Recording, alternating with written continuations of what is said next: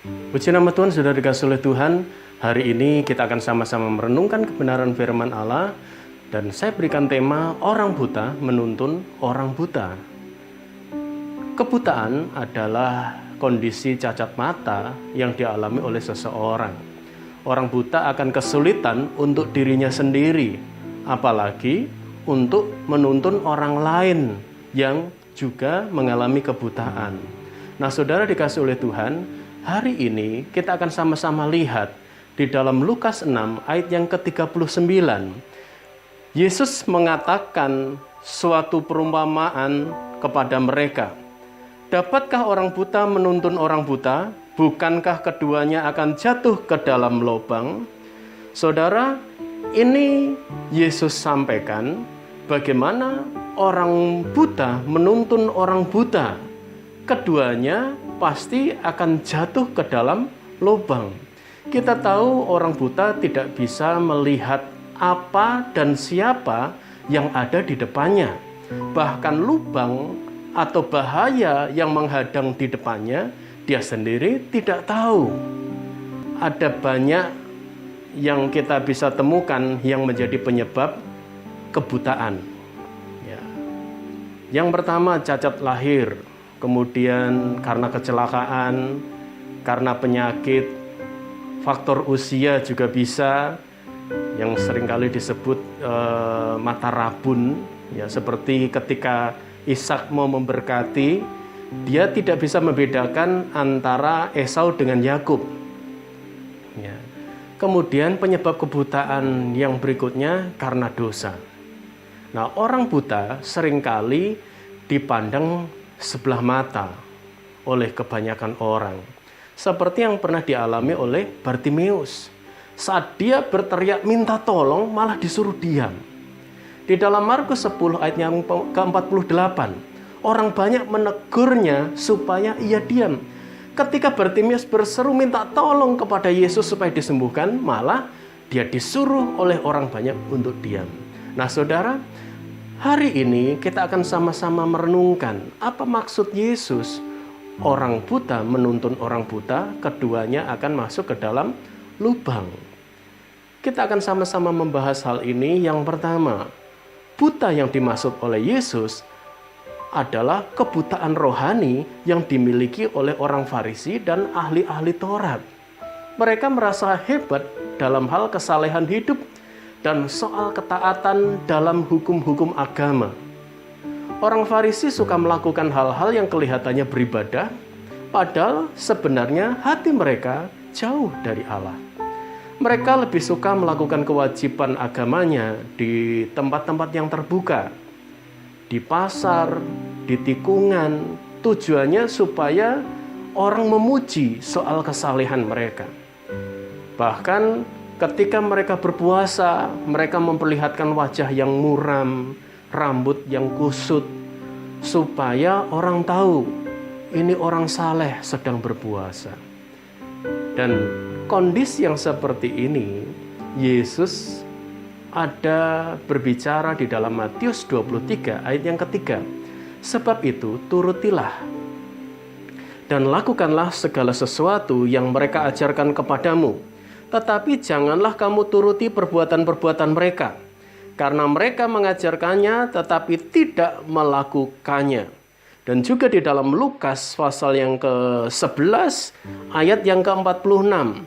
Tetapi ia menjawab, celakalah kamu juga, hai ahli-ahli Taurat, sebab kamu meletakkan beban-beban yang tak terpikul pada orang, tetapi kamu sendiri tidak menyentuh beban itu dengan satu jari pun. Ya, ini gaya hidup yang dimiliki oleh orang Farisi dan ahli Taurat. Kepada murid-murid atau kepada anak-anak didiknya, mereka mengajarkan mengenai beban-beban aturan-aturan yang berat dalam melakukan hukum-hukum agama.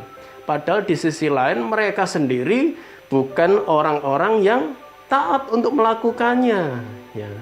Nah, gaya hidup yang seperti ini yang Yesus katakan orang buta menuntun orang buta. Ya. Karena mata mereka secara fisik tidak buta, tetapi mata hati mereka buta. Mereka telah menyesatkan banyak orang dengan sikap hidup mereka. Di Ulangan 27 ayat 18, di situ dikatakan terkutuklah orang yang membawa seorang buta ke jalan yang sesat. Ya. Kemudian yang kedua, buta rohani tetapi menulis atau melakukan siaran rohani. Dulu orang hanya berkhotbah di mimbar gereja. Ya.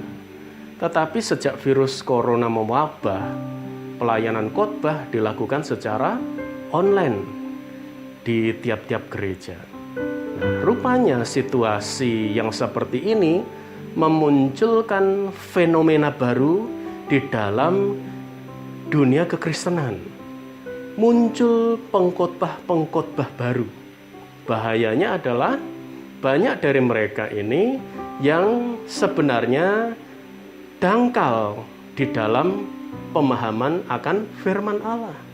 Memang tidak semua seperti mereka. Ada banyak sarjana teologi, para hamba-hamba Tuhan, mereka menulis kebenaran-kebenaran firman Allah atau melakukan siaran-siaran rohani yang sesuai dengan standar atau prinsip kebenaran firman Allah dan memberkati banyak orang. Ya, ini keadaan atau fenomena yang ada di dunia maya, yang ada di sekitar kita. Karena itu kita harus memiliki sikap yang benar.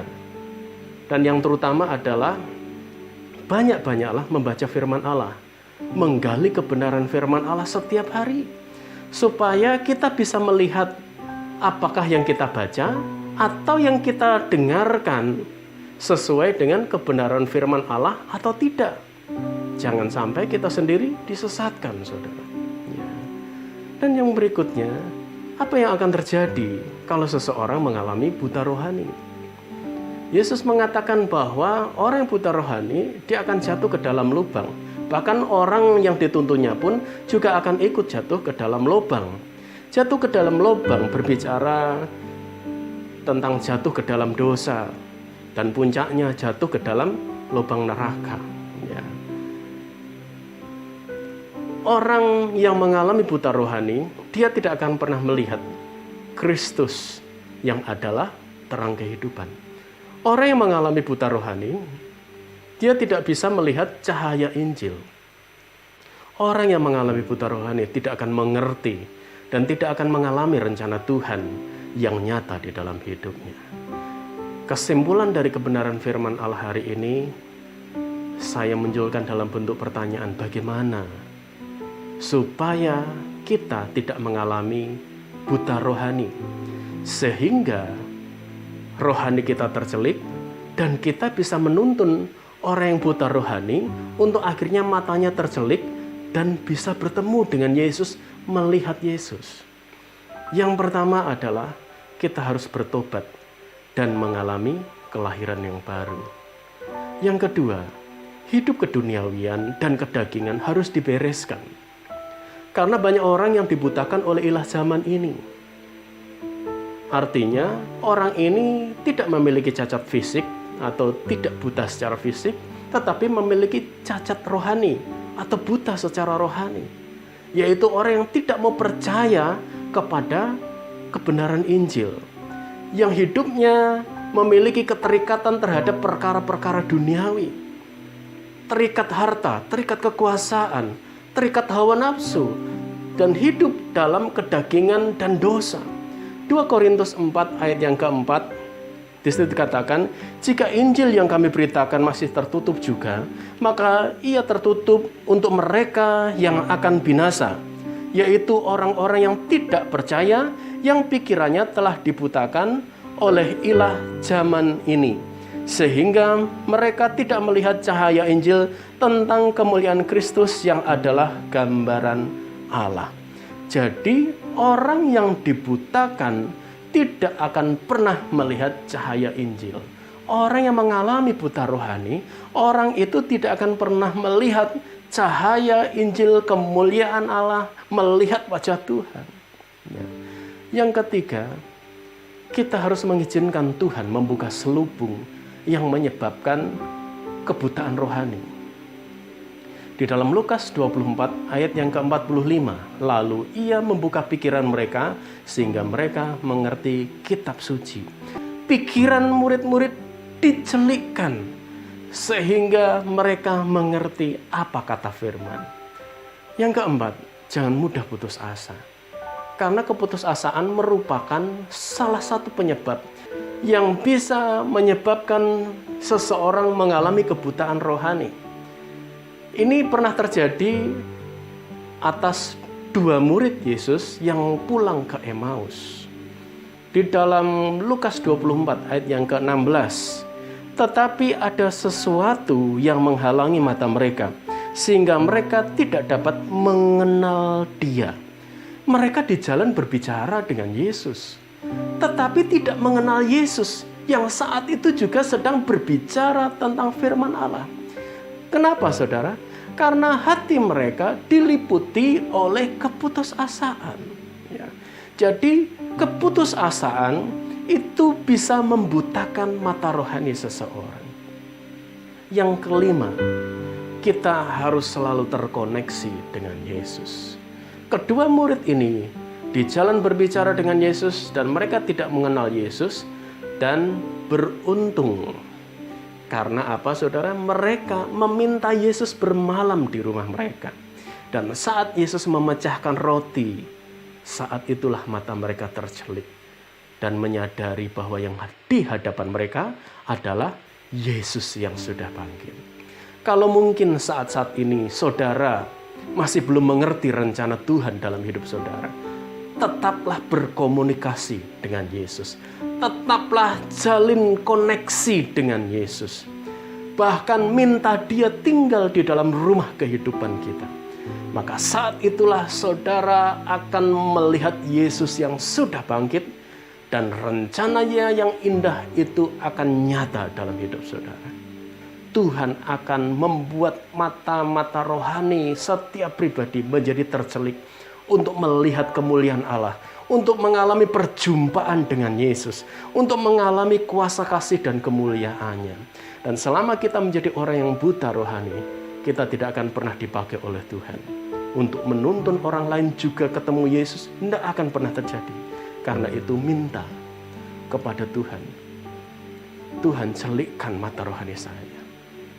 Dengan saudara menjaga hubungan, koneksi, selalu memelihara hidup rohani saudara, maka saudara akan menjadi orang-orang yang mata rohaninya tercelik. Dan saudara akan dipakai oleh Tuhan untuk menjadi saksi-saksi Tuhan, untuk bisa menuntun orang buta bertemu dengan Yesus lewat hidup saudara. Puji nama Tuhan. Tuhan memberkati. Mari kita sama-sama satu di dalam doa. Bapa di surga, kami bersyukur rangkaian ibadah yang ada dari awal hingga selesainya Tuhan sudah pimpin. Teruslah Tuhan mengatur langkah hidup kami. Terima kasih ya Bapa. Jika di antara kami hari-hari ini sedang mengalami kebutaan rohani, mungkin karena keputusasaan, mungkin karena kekhawatiran, mungkin karena masalah pergumulan yang ada, kami percaya malam hari ini mujizat terjadi. Kelepasan, kemenangan, pemulihan, dan rohani pribadi lepas pribadi menjadi tercelik untuk melihat kemuliaan Allah. Terima kasih Bapak, memberkati kami semua yang mengikuti siaran ini, memberkati Tuhan keluarga demi keluarga, memberkati rekan-rekan G-Fire, remaja dan pemuda ya Tuhan, di dalam pergaulan, di dalam pertumbuhan rohani mereka. Dan kami percaya malam hari ini berkat Allah Abraham, Allah Ishak, Allah Yakub turun melimpah, yaitu pengurapan Roh Kudus lipat kali ganda, roh hikmat dan wahyu untuk mengenal Allah dengan benar, kepenuhan kealahan pikiran Kristus, kedewasaan rohani, berkat jasmani yaitu kesehatan yang terbaik, hidup yang diberkati oleh Tuhan, sekolah, kuliah, pekerjaan yang diberkati oleh Tuhan, orang tua yang diberkati oleh Tuhan, serta masa depan yang diberkati oleh Tuhan menjadi bagian hidup kami sampai Engkau datang kedua kali. Terima kasih Bapa. Kami terima berkat-Mu. Kami alaskan hanya di dalam nama Tuhan Yesus Kristus. Haleluya. Amin. Puji nama Tuhan, sudah dikasih oleh Tuhan. Ibadah kita hari ini selesai. Sampai bertemu kembali di Sabtu yang akan datang di jam yang sama, pukul 18.30 malam. Tuhan Yesus memberkati.